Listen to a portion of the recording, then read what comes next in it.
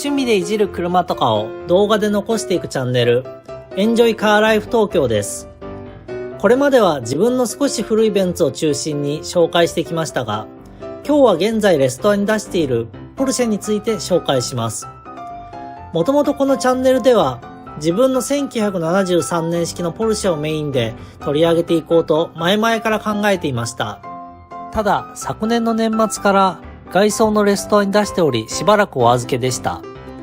ちょうど今週まで約10ヶ月間ずっと板金屋で作業をされており、今日は10ヶ月ぶりの愛車との対面です。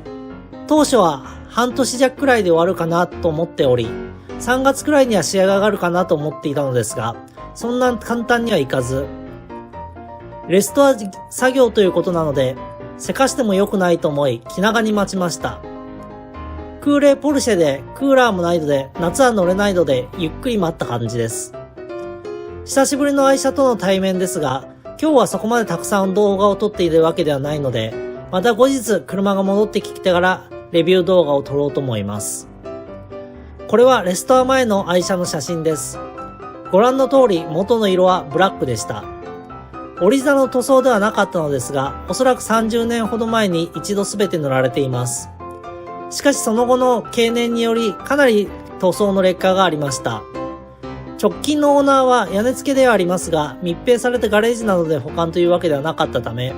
ボディのダメージは年式相応でした。僕自身が購入した際は年式相応で悪くなかったかと思い、しばらくそのままで乗っていましたが、ちょうど昨年の秋に塗装工場に空きが出たということでレストアに出した次第です。後部のウィンドウは黒のスモークが貼られておりましたが、今回このタイミングで外してもらいました。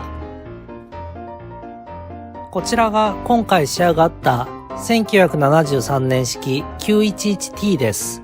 いわゆるナローポルシェと言われるモデルです。今回はブラックからグリーンに色替えをしています。もともとこの年式らしい色にしたいと思っており、今回このグリーンを選んだ次第です。今回かなり綺麗な仕上がりになったと思います。正直完成は自分の想像を超えるいい出来でした。ここまで完璧な板金と塗装は並大抵の技術ではできないですね。後部のウィンドウのスモークはすっかり綺麗に外されています。塗装の際は全てのウィンドウを外しているので、新たにゴム類も新しくしています。このポルシェの曲線を綺麗に仕上げるのが職人の腕そのものになります。メッキ類は綺麗に磨いてもらい、鏡のような輝きを取り戻しています。塗装面も新車そのものと言っていいほどの鏡面仕上げです。バンパーも外して綺麗に塗装してもらいました。10ヶ月待った甲斐がある出来上がりでした。細かい場所まで入念に作業工程を伺い、今日は終了です。また後日車を引き上げてから細かいところを見つつ、久しぶりに運転もしたいと思います。そんなところで今日はレストア塗装の完成を確認しました。また今度詳しく紹介していく予定です。また今後も趣味の車について引き続き YouTube に上げていきたいと思います。引き続きよろしくお願いします。それではまた。